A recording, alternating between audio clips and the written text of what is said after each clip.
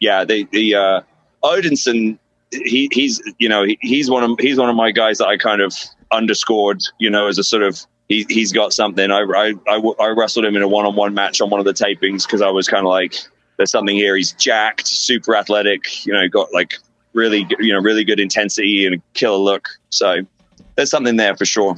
Anything else you want to talk about the show? Anything else you want to plug? Well, look, the pay-per-view, like I said, I feel like it's actually a really stacked card. So if we did this, I just said this when I was in the studio, what I always wanted for the NWA, and look, it's not my company, so it's not, anything I say is just my own opinion. But what I always thought the NWA could be to stand out was to sort of highlight some of the elements of pro wrestling that focus more on the sort of grit and the kind of athleticism and the drama of it, rather than necessarily like the perfect execution of a wrestling match in the meta. Do you know what I mean? And that's not a knock on any other product, right?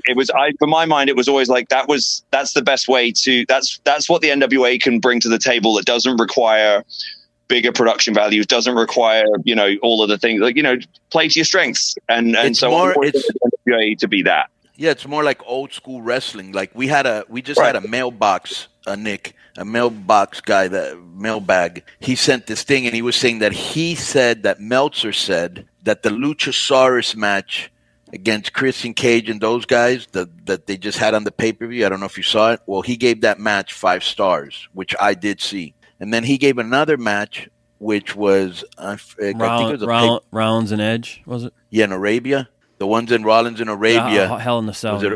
Or Hell in a Cell. He gave that 4.5 stars or something like that, or 4 stars, which I saw. And even though I like Lucha more, I like the Luchasaurus type of match because that's what I like. I actually like the other match better than, yeah. And so, and it was more the match that you're talking about, with a storyline and selling and all that. Yeah, but look, I think there's a place. I think there's a place for all of it. Right. Yeah, I think there's a place for all of it. But for my money, historically, I think it's always been proven that the matches that push the buttons that we're talking about, like that have athleticism and grit and drama and emotion and a functionality to the work in the ring and the believability to it, they're usually the ones that draw the most money.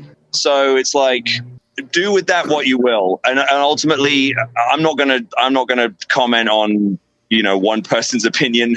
I feel like maybe everyone just takes that just a touch too seriously. Ultimately, I've always said there's no such thing as the best wrestler. There's no such thing as the best match or the best promotion or anything. It's your favorite, right? Everything is your favorite. Like if I do a meet and greet and I meet a little kid, I don't say to him, "Who's the best wrestler?" Like I say, "Who's your favorite?" And they might say, "Oh, Jeff Hardy," or John Cena or Roman Reigns or whoever they say, but it's your favorite. I would never have the arrogance to say that my favorite wrestler is the best wrestler in the world. Like, it's just my favorite. You know what I mean? And I just feel like all of that stuff just becomes a huge distraction when ultimately we're all trying to do the same thing. We're all trying to make some money and generate some emotion and, create some escapism for people who love what we do.